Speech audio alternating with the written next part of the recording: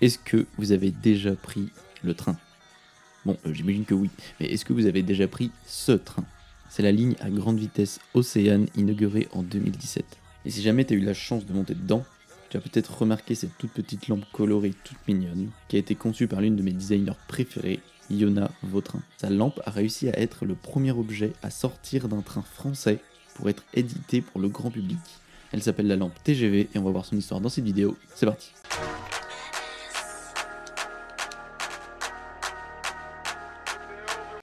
Les Français n'ont pas de culture design. Bon, on est en 2013, dans le tout petit atelier parisien de Yona Vautrin, qui reçoit un appel d'une entreprise, la Société Nationale des Chemins de Fer, la SNCF quoi. Et à l'époque, quand la SNCF a appelé Yona, ils étaient déjà en train de réfléchir à l'aménagement intérieur des nouveaux TGV Océane. Mais il leur manquait un truc, quelque chose d'ultra important, une pièce centrale et iconique pour que ça soit parfait. Il leur manquait une lampe. Et c'est donc Yona Vautrin qui va la concevoir.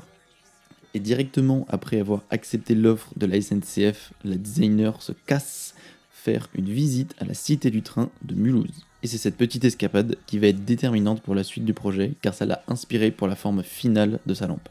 Et une fois que Yona rentre de la Cité du Train, elle commence à faire ses premières esquisses, et elle va les présenter à toute l'équipe du projet. Et parmi ces dessins, il y en a un qui faisait déjà l'unanimité, c'est celui-ci.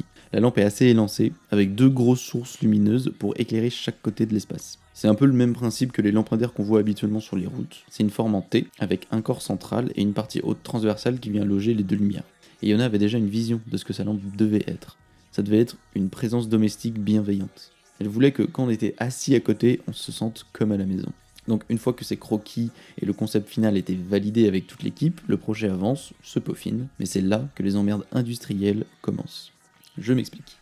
Nous, simples moldus, dans la vie de tous les jours, quand on voit un objet, comme la lampe TGV par exemple, on se dit « Ah tiens, elle est chouette cette lampe, elle est belle, elle est jolie, j'aime bien la couleur, j'aime bien la forme, etc. etc. » Mais on n'imagine pas que derrière, il y a plus de 5 années de développement, de recherche, de tests, de maquettes, de peinture, de dessin, de réunions, etc. etc., etc. Parce qu'il faut bien comprendre un truc, c'est qu'un projet comme ça, c'est de l'ultra industriel. Chaque gramme est hyper important pour gagner du poids, pour gagner de la matière, pour gagner du temps humain, pour gagner aussi en temps d'emballage et évidemment pour gagner de l'argent. Donc par exemple, il fallait que la lampe ne dépasse pas un certain poids, parce que dans les trains à grande vitesse, tout doit être allégé au maximum, que ce soit les fauteuils, les toilettes ou même les portes, tous les éléments doivent respecter un cahier des charges ultra strict et la lampe de Yona n'y a pas échappé. Il fallait également que la lampe soit stable, et qu'elle puisse être fixée pour ne pas être volée. C'est pour ça d'ailleurs qu'il y a une petite plaquette en dessous qu'on peut venir dévisser et revisser pour prendre en sandwich une table ou un bureau par exemple. Il fallait aussi que la lampe soit démontable assez facilement pour pouvoir changer les LED qui sont à l'intérieur. C'est pour ça que la lampe n'est pas soudée mais elle est vissée à l'arrière. La taille joue aussi son importance, c'est d'ailleurs pour ça que Yona a fait une lampe assez petite, assez basse, pour ne pas gêner la vision du paysage. Puis on est dans un train, donc la lampe elle est soumise à plein de choses. Elle est soumise aux différentes températures, aux UV du soleil et au climat des bords de mer où il y a pas mal de brouillard salin, ce qui peut faire rouiller certains éléments. La SNCF a donc créé et appliqué une peinture spécifique pour protéger la lampe pendant toute la durée de vie du TGV. Donc la durée de vie d'un TGV à peu près c'est entre 20 et 25 ans. La lampe a une durée de vie colossale, vous pouvez l'avoir à vie. Si vous achetez cette lampe demain, vous pouvez la garder toute votre vie. Donc voilà, ça c'était quelques exemples de contraintes que la lampe TGV a dû respecter pour voir le jour. Et encore c'est rien. Là, je vous ai parlé que des contraintes logiques et évidentes que j'ai pu repérer. Mais il y a aussi le transport, le packaging, l'achat et le choix du matériau, en quelle quantité, etc. etc. Donc, vous voyez bien qu'un produit, c'est pas simplement l'aspect extérieur. Parce que, de prime abord, elle a l'air toute simple cette lampe, mais derrière son petit côté un peu rondouillard, elle renferme quand même une vraie prouesse technique. Et sa fabrication, ça n'a pas été une sinécure. J'ai jamais su ce que ça voulait dire, sinécure. Moi non plus.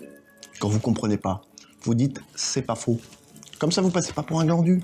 Comme j'ai dit tout à l'heure, tous les trains doivent être allégés au maximum. Donc la structure de la lampe a été faite en aluminium injecté. C'est une technique qui est généralement utilisée pour faire des pièces mécaniques en petite ou en grande série. Et c'est avec ce procédé que la SNCF fabrique certaines pièces de leurs trains. Donc la SNCF en fait connaît déjà très bien ce procédé de fabrication et l'aluminium étant ultra léger, résistant et totalement recyclable, ils en ont donc profité pour faire la lampe avec. Et vu de l'intérieur, la lampe elle ressemble à ça.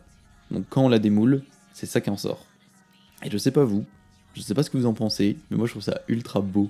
On voit tous les détails de fabrication, c'est assez fascinant. Enfin bref, à sa sortie, la lampe a eu tellement de bons retours que la SNCF et un tout jeune éditeur français qui s'appelle Moustache ont décidé de faire copain-copain pour donner la possibilité aux gens d'emporter un bout de train chez eux, en la rendant accessible au plus grand nombre. Et c'est exactement la même lampe, à quelques exceptions près. Il y a un poids de 1,5 kg qui a été ajouté dans le corps de la lampe pour assurer sa stabilité. Parce que dans les trains, elle est attachée, mais quand vous la mettrez chez vous, vous n'êtes pas obligé de la visser. Donc en fait, il faut obligatoirement qu'il y ait un poids pour s'assurer que la lampe ne tombe pas et qu'elle ne se déséquilibre pas si jamais on tape dedans. Avec ce poids, du coup, la lampe a fait 3 kg au total.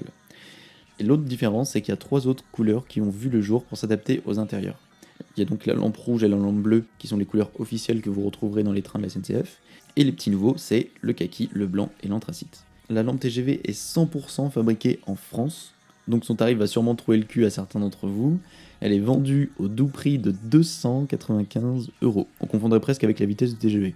Enfin bref, c'est la fin de ce petit voyage en ma compagnie, j'espère que ça t'a plu. Pense bien à t'abonner et à lâcher un like si tu veux plus de contenu. A très vite pour une prochaine vidéo. Salut!